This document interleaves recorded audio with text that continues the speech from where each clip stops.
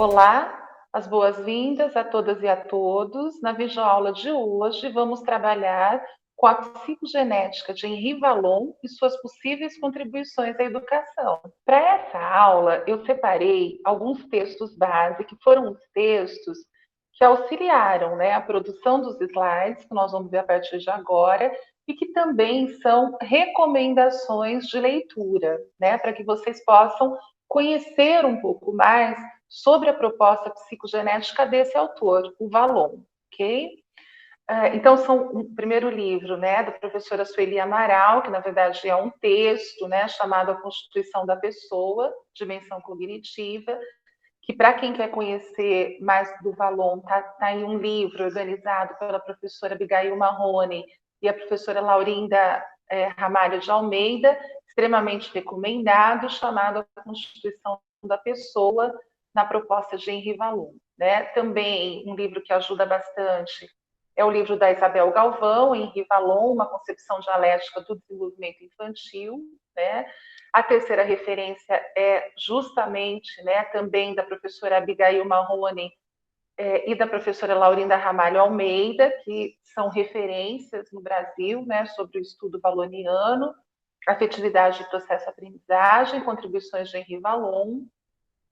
Um outro texto que nos ajuda aqui nessa aula é o texto da professora Maria Letícia Nascimento, A Criança Concreta, Completa e Contextualizada, a Psicologia de Henri Vallon, que está num livro que recomendo também que vocês conheçam, organizado pelo professor Kester Carrara, Introdução à Psicologia da Educação, onde ele vai trabalhar com 6 abordagens, e dentro dessas abordagens, uma delas é a proposta psicogenética de Vallon. E, por fim, Vallon, Desenvolvimento Integral e Aprendizagem, que está no livro do professor Nelson Pinetti da Solange Rossato, Psicologia da Aprendizagem, da Teoria do Condicionamento ao Construtivismo.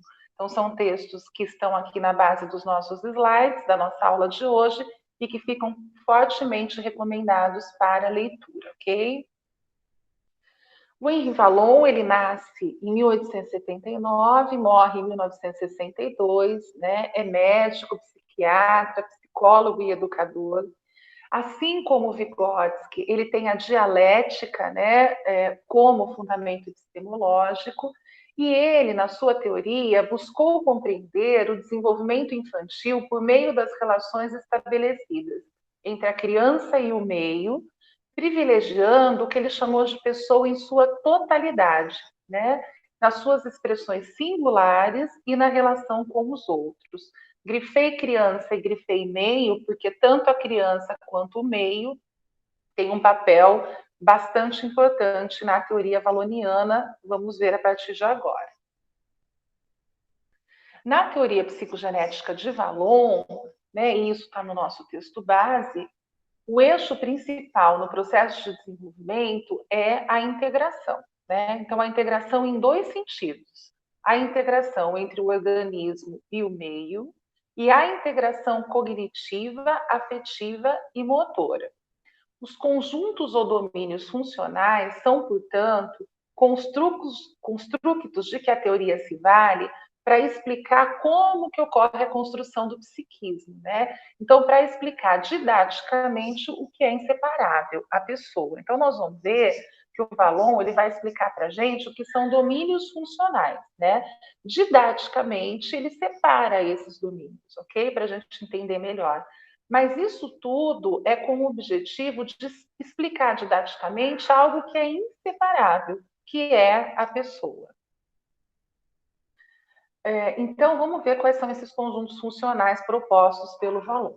O primeiro é o conjunto afetivo, que oferece as funções responsáveis pelo que ele chamou de emoções, sentimentos e paixão, e vai ser detalhado oportunamente, na próxima videoaula. O conjunto do ato motor, que vai oferecer a possibilidade de deslocamento do corpo do indivíduo no tempo e no espaço, as reações posturais, que vão garantir o equilíbrio corporal, bem como o apoio tônico para as emoções e sentimentos se expressarem. O conjunto cognitivo, que é um conjunto que oferece aí as funções que permitem a aquisição e manutenção do conhecimento, por meio de imagens, noções, ideias e representações, E é ele, né, o conjunto cognitivo, que permite ainda registrar e rever o passado, fixar e analisar o presente e projetar futuros possíveis e imaginários, né? E o quarto conjunto funcional seria a pessoa, que vai expressar a integração de todas as inúmeras possibilidades referentes a essa pessoa completa, né, da teoria valoniana.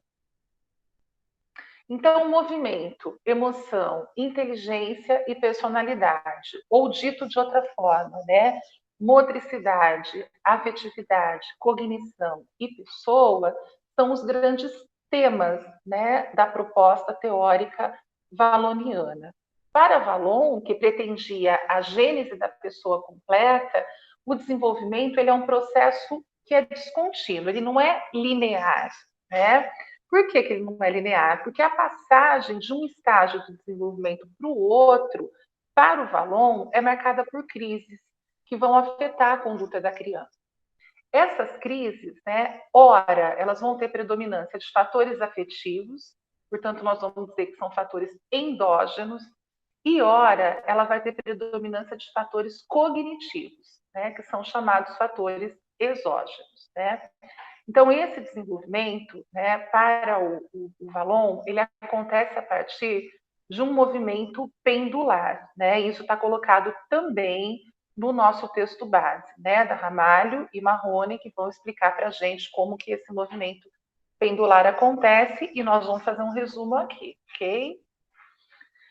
Isso contribui para desconstruir alguns critérios tradicionais, né, sobre o desenvolvimento humano e reconhecer, por exemplo, que os conflitos e as contradições são características constitutivas da dinâmica e do desenvolvimento da criança, né? E não são aí problemas que têm que ser combatidos, né, o tempo todo, mas pode servir como um estímulo mesmo, né, para o desenvolvimento. E indo além disso, né, o Valon ele afirma que as crises do processo têm um papel que a gente chama de dinamizador do desenvolvimento, e nesse sentido são benéficas. Deixo aqui uma outra possibilidade de leitura, indicação de leitura, também disponível facilmente, né, na internet. Grandino, Valon e a psicogênese da pessoa na educação brasileira, né, que está aí numa obra denominada Henri Valon. Vale muito a pena também a leitura para ir se aprofundando, porque o Valon não é um autor que se entrega fácil, né? É preciso sim uma leitura atenta, aprofundada, assim como os outros psicogenéticos que vimos estudando, ok? Vamos falar, né, sobre os estágios que o Valon propõe para o desenvolvimento, então, humano, né? Então, na busca dessa psicogênese da pessoa completa, o Valon propôs alguns estágios de desenvolvimento. Vamos conhecer quais são esses estágios, né? O estágio 1, que ele chamou de impulsivo emocional, que vai de 0 a 1 ano, né? E aí tem uma subdivisão. E ele vai dizer assim, né? O primeiro ano de vida da criança, ele é predominantemente afetivo, né? Então a crise é de ordem endógena, né? Afetiva.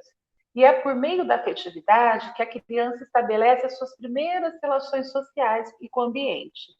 Os movimentos do bebê, de início, eles são caóticos, né? Aquele movimento que não tem um objetivo em si. Mas as relações que o bebê estabelece gradualmente vão permitindo à criança que ela passe da desordem gestual às emoções diferenciadas, né? Então o bebê ele vai apresentar suas primeiras reações às pessoas, né, que são consideradas mediadoras da sua relação com o mundo físico e social, e as pessoas é que vão dando o tom, né, dessas questões. Então, por exemplo, o bebê ele faz um movimento desordenado que a princípio não tem um objetivo, mas o adulto, né, a pessoa que está ali no meio interagindo com ele, diz assim: olha, né, parece que ele estendeu o braço porque quer vir no meu colo. Veja, num primeiro momento era um movimento caótico, mas alguém vai lá e dá um sentido, né, para esse movimento. E é justamente a partir, né, dessas reações às pessoas e ao que as pessoas consideram, né, por meio de suas mediações, ser, né, o que representa aquela ação do bebê, que vai se construindo essa relação com o mundo físico e social. Então, é um estágio de construção do sujeito mesmo, né, no qual o trabalho cognitivo está latente e indiferenciado da atividade afetiva. Aqui nós temos um conflito que o Vallon chamou de conflito de natureza endógena, né? Portanto, intra, né, dentro da criança. O estágio 2, né, é o estágio que ele chamou de sensório motor e projetivo, que vai em média, né, do primeiro ano aí a 3 anos de idade. Nesse estágio, né, que se estende então até por volta de 3 anos de idade, ele vai existir o predomínio das relações exteriores e da inteligência. Então, ó, lembra do movimento pendular, né? O que é pendular? É um pêndulo mesmo, que vai de um lado para o outro. Lá no primeiro estava sobretudo aqui no afetivo, né? Agora o pêndulo mudou, aqui do lado, né, da questão cognitiva. Então, aqui, né, os campos funcionais nós já sabemos, né, que são indissociáveis e que o pensamento aqui vai se projetar em atos motores mesmo. Então, durante aqui o sensório motor e projetivo, por meio da aquisição da marcha, a criança ela vai ganhar mais autonomia para explorar os objetos físicos e os espaços do meio, né? Também nesse estágio vai ocorrer o desenvolvimento da linguagem, possibilitado pela construção da função simbólica, que inicialmente vai se projetar em atos, né? E por isso a denominação de projetiva ali no nome do estágio, né? A predominância funcional aqui é cognitiva e o conflito é, sobretudo, de natureza exógena. No estágio 3, né, chamado de personalismo, a gente tem, né, aqui a crise de oposição, a idade da graça e a imitação, que vai acontecer tudo aqui, né, em média de 3 a 6 anos de idade. Vamos lembrar que as idades são marcadores, são balizas, mas para os autores psicogenéticos não são camisas de força, ok? Pode haver variação, né, para mais e para menos dentro dessas idades, ok? Então a gente nunca vai dizer em qual estágio de desenvolvimento uma criança está só pela idade, mas, sobretudo, pelas características e condutas que ela apresenta e a partir das quais a gente vai poder, então, fazer essa identificação, ok? Nos livros, né, que a gente citou lá na frente, no início, né, da nossa aula, coloca que aqui no estágio 3 a gente tem um predomínio da afetividade. Então, forma-se a personalidade e a autoconsciência do indivíduo, muitas vezes refletindo-se em oposições da criança em relação ao adulto, né? Então, é aí a fase de oposição. E, ao mesmo tempo, com imitação, motoras e de posturas sociais, né? Imitando mesmo os adultos. Nesse estágio, vai ser desenvolvida a consciência de si mesmo, né, mediante as interações sociais. A exploração de si mesmo será muito grande, né? O início, né, do emprego do pronome eu, né, para se referir àquilo que se deseja, né, que se almeja, que se objetiva. Predominância aqui desse estágio é uma predominância afetiva e o conflito, dentro da proposta pendular de desenvolvimento valoniana, é um conflito de natureza endógena, ok? O estágio 4, o Vallon chamou de categorial, né? Vai em média de 6 a 11 anos de idade. Aqui nós temos o predomínio da inteligência, temos importantes avanços no plano da cognição, né? Desenvolvimento aí, né, das possibilidades de memória, atenção, percepção e pensamento, o intenso exercício de funções cognitivas, né, de experimentações referentes a essas funções. Os progressos intelectuais dirigem o interesse da criança para o conhecimento e para a conquista do mundo à sua volta, né? Isso vai ser bastante colocado pela professora, né, Marrone, pela Ramalho, pelo professor Nelson Piletti, né, pela Isabel Galvão. Construção das capacidades de seriação, classificação e categorização. Aqui, né, de novo lembrando, né, desse movimento pendular, nós temos a predominância das relações cognitivas e os sentimentos vão ser elaborados no plano mental, né? O conflito aqui é de natureza exógena, né? E chegamos aqui ao último estágio, né, proposto pela teoria valoniana, que seria o estágio da adolescência, a partir, né, em média, dos 11 anos de idade. E aqui as transformações físicas e psicológicas da adolescência vão voltar a acentuar o caráter afetivo desse estágio, né? Então, conflitos internos e externos fazem o indivíduo voltar-se para si mesmo novamente, né? Agora para se autoafirmar e para poder lidar com as transformações da sexualidade, né? Que são aí impulsionadas pela própria puberdade, né, com a explosão hormonal e todas as mudanças da puberdade que nós conhecemos. Então, o estágio da puberdade e da adolescência é um estágio fecundo em conflitos, tá bom? Vamos lembrar que puberdade é algo físico, né? Todo mundo passa aí pela puberdade de forma bastante parecida, né? Então, a menstruação das meninas, né? Nascimento de pelos, o estirão, isso tudo são questões físicas ligadas à puberdade. E a adolescência, um conceito mais psicológico, né? Voltado aí a contextos socioculturais que precisam ser considerados, né? Aqui a gente tem a retomada do conflito eu-outro, né, que estava lá no personalismo e aqui é retomado, mas que agora é desencadeado por essa crise pubertária aí, né, e da adolescência enquanto conceito psicológico mesmo, né.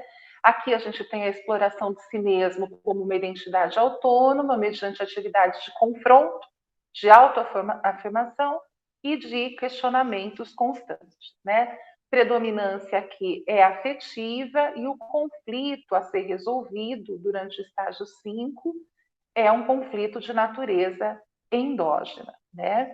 Então, o que o Valon traz na sua teoria, nesse aspecto, né, dos estágios, que a teoria do Valon é uma teoria bastante ampla, tem muitos conceitos a serem explorados, a serem entendidos, que podem te ajudar, enquanto professora, a entender bastante, né, a relação pedagógica, relação professor-aluno, e a entender esse quem, né, que é o nosso sujeito do conhecimento de aprendizagem, que é o nosso estudante.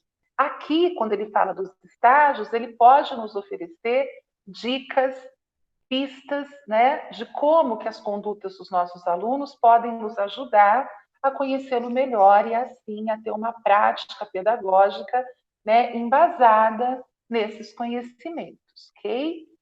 Muito obrigada pela atenção, bons estudos.